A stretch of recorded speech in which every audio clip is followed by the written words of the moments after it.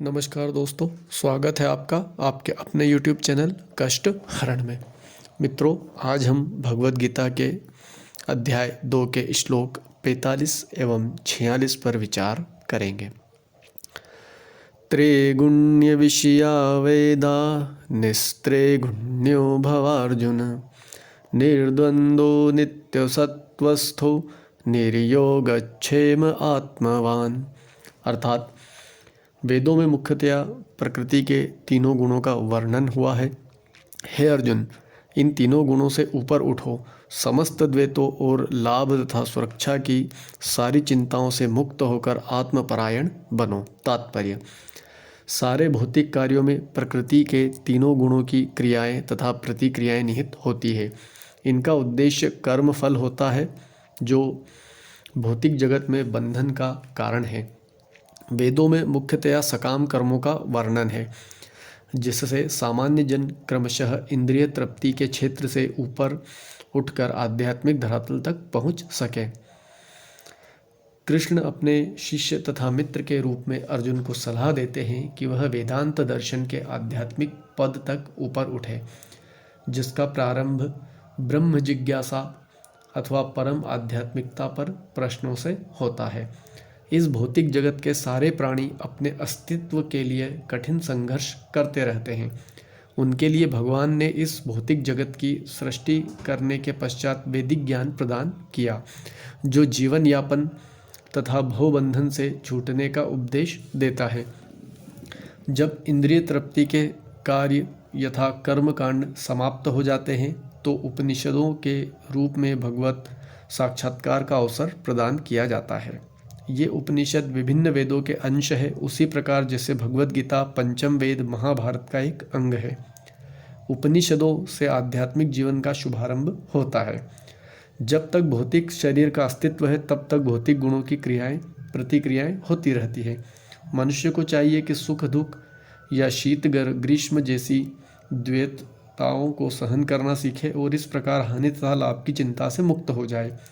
जब मनुष्य कृष्ण की इच्छा पर पूर्णतया आश्रित रहता है, तो यह दिव्य अवस्था प्राप्त होती है। श्लोक 46। यावानर्थ उदपाने सर्वतः संपलुतोदके, तावान् सर्वेषु वेदेषु ब्राह्मणस्य विजानतः। अर्थात एक छोटे से कूप का सारा कार्य एक विशाल जलाशय से तुरंत पूरा हो जाता है। इसी प्रकार वेदों के आंतरिक तात्पर्य जानने वाले को उसके सारे प्रयोजन सिद्ध हो जाते हैं। तात्पर्य: वेदों के कर्म कांड विभाग में वर्णित अनुष्ठानों एवं यज्ञों का ध्येय आत्म साक्षात्कार के क्रमिक विकास को प्रोत्साहित करना है, और आत्म साक्षात्कार का ध्येय भगवद गीता के 15वें अध्याय में इस प्रकार स्पष्ट किया गया है। वेद अध्ययन का ध्येय जगत के आदि कारण भगवान कृष्ण को जानना है। अतः आत्म साक्षात्कार का अर्थ है कृष्ण को तथा उसके साथ अपने शाश्वत संबंध को समझना। कृष्ण के साथ जीवों के संबंध का भी उल्लेख भगवद गीता के 15वें अध्याय में ही हुआ है। जीवात्माएं भगवान के अंश स्वरूप है, अतः प्रत्येक जीव द्वारा कृष्ण भावनामृत को जागृत करना वैदिक ज्ञान की सर्वोच्च पूर्णावस्था है। श्रीमद् भागवत में इसकी पुष्टि इस प्रकार हुई है। अहो बत्स्व पचो अतो गरीयान यज्जिहारुगे वर्तते नाम तुभ्यम, ते पुस्तपस्ते जुहुवः सहस्रूरार्या ब्रह्मानुचूर्णाम गृह्णन्ति ते ये ते। हे प्रभु, आपके पवित्र नाम का जाप करने वाले भले ही चांडाल जैसे निम्न परिवार में क्यों न उत्पन्न हुआ हो, किंतु वह आत्म साक्षात्कार के सर्वोच्च पद पर स्थित होता है। ऐसा व्यक्ति अवश्य ही वैदिक अनुष्ठानों के अनुसार सारी तपस्याएं संपन्न किए होता है और अनेकानेक बार तीर्थ स्थानों में स्नान करके वेदों का अध्ययन किए होता है। ऐसा व्यक्ति आर्य कुल में सर्वश्रेष्ठ माना जाता है।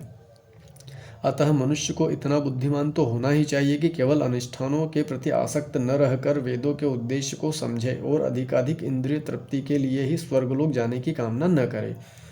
इस युग में सामान्य व्यक्ति के लिए न तो वैदिक अनुष्ठानों के समस्त विधि विधानों का पालन करना संभव है और न सारे वेदांत तथा उपनिषदों का सर्वांग अध्ययन कर पाना सहज है। वेदों के उद्देश्य को संपन्न करने के लिए प्रचुर समय, शक्ति, ज्ञान तथा साधन की आवश्यकता होती है।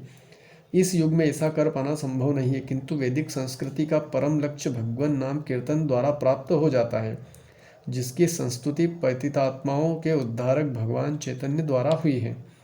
जब चैतन्य से महान वैदिक पंडित प्रकाशानंद सरस्वती ने पूछा कि आप वेदांत दर्शन का अध्ययन न करके एक भाव की भांति पवित्र नाम का कीर्तन क्यों करते हैं, तो उन्होंने उत्तर दिया कि मेरे गुरु ने मुझे बड़ा मूर्ख समझकर भगवान कृष्ण के नाम कीर्तन करने की आज्ञा दी, अतः उन्होंने ऐसा ही किया और वे पागल की भांति भावन्मत हो गए। इस कलयुग में अधिकांश जनता मूर्ख है और वेदांत दर्शन समझ पाने के लिए पर्याप्त शिक्षित नहीं है।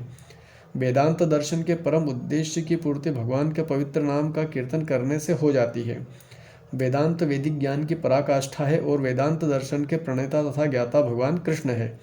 सबसे बड़ा वेदांती तो वह महात्मा है जो भगवान के पवित्र नाम का जप करने में आनंद लेता है। संपूर्ण वैदिक रहस्यवाद का यही चरम उद्देश्य है। हरे कृष्णा। मित्रों, अगर आपको यह श्लोक की व्याख्या पसंद आई हो तो चैनल को लाइक एवं सब्सक्राइब